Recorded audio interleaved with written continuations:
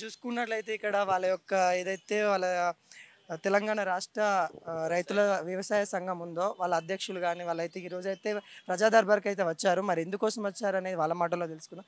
Sir మీ పేరేం పేరు? First of all మీరు ఎందుకోసం వచ్చారు? బాలమల్లేష్, తెలంగాణ రాష్ట్ర వ్యవసాయ కార్మిక సంఘం ప్రధాన కార్యదర్శి. మేము ఇక్కడికి రావడానికి షామీర్పేట్ మండలంలోని బొమరాజ్పేట రెవెన్యూ పరిధిలోని బాబగూడలో రైతుల భూములను అక్రమంగా రియల్టర్ దామోదర్ అనేవాడు ఆక్రమించుకుంటా ఉన్నాడు. ఆ రైతులపైన దౌర్జన్యాలు చేస్తూ ఉన్నాడు. 2006 నుంచి ఈ సమస్యను పరిష్కరించాలని అక్కడ రైతులు, అదేవిధంగా వ్యవసాయ కార్మిక సంఘం, రైతు సంఘం, భారత కమ్యూనిస్ట్ పార్టీ ఆధ్వర్యంలో అక్కడ తహసీల్దార్ గారికి, అదేవిధంగా కలెక్టర్ గారికి కూడా మెమోరాండాలు ఇచ్చాం.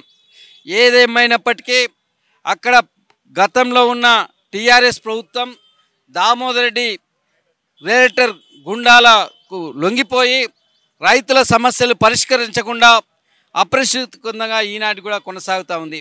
మేమిప్పుడు మీ ద్వారా ఈ రాష్ట్రంలో నూతనంగా వచ్చిన కాంగ్రెస్ ప్రభుత్వం, అదేవిధంగా రాష్ట్ర ముఖ్యమంత్రి గౌరవనీయులు యనుమల రేవంత్ రెడ్డి గారు ఈ విషయంలో పరిశీలన చేసి రైతులపై దౌర్జన్యం చేస్తున్న రియల్టర్ దామోదర్ రెడ్డి వారి అనుచరులను తక్షణమే అరెస్ట్ చేసి రైతులకు న్యాయం చేయాలని డిమాండ్ చేస్తూ ఉన్నాం. అదేవిధంగా ధరణిలో అనేక లోపాలు ఉన్నాయని ఈ నూతన ప్రభుత్వం చెప్పడం జరిగింది. ఆ ధరణిలో ఉన్న లోపాల వల్ల పేద రైతులు తీవ్రంగా నష్టపోతూ ఉన్నారు.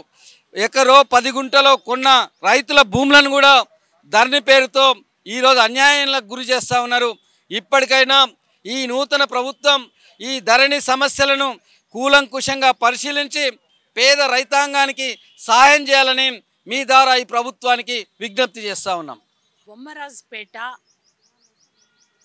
సామాన్య రైతుల భూములను దామోదర్ రెడ్డి అనే రియల్టర్ కబ్జా చేసుకోవటానికి రైతుల మీద దాడులకు పాల్పడటం, వాళ్ళని అనేక రకాలుగా ఇబ్బందులకు గురి చేయటం జరుగుతూ ఉంది.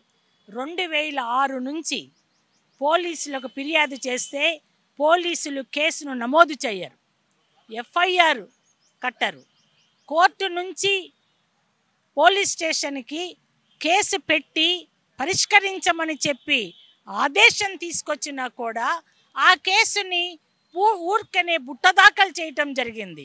కనీసం రైతులకు తెలియదు కేసు పోయింది, పోలీస్ స్టేషన్లో కేసును తీసేశారు అని కూడా రైతులకు తెలియదు.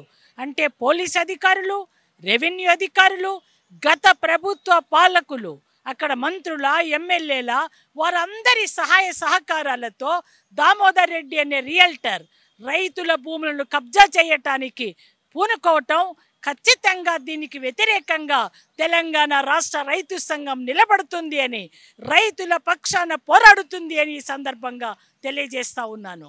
రైతులకు సంబంధించి 6 కాలం కష్టపడి భూమిని దక్కించుకుంటే ఆ భూమిని అనుభవించటానికి కూడా వీలు లేని పరిస్థితి ఈరోజు నెలకొని ఉంది. అందుకే కొత్త ప్రభుత్వం వారు చేసినటువంటి వాగ్దానాలలో భాగంగా నిరుపేద రైతుల భూములను కాపాడటానికి ఈ సమస్యలో చర్యలు తీసుకోమని, దృష్టి పెట్టమని నేను డిమాండ్ చేస్తూ ఉన్నాను.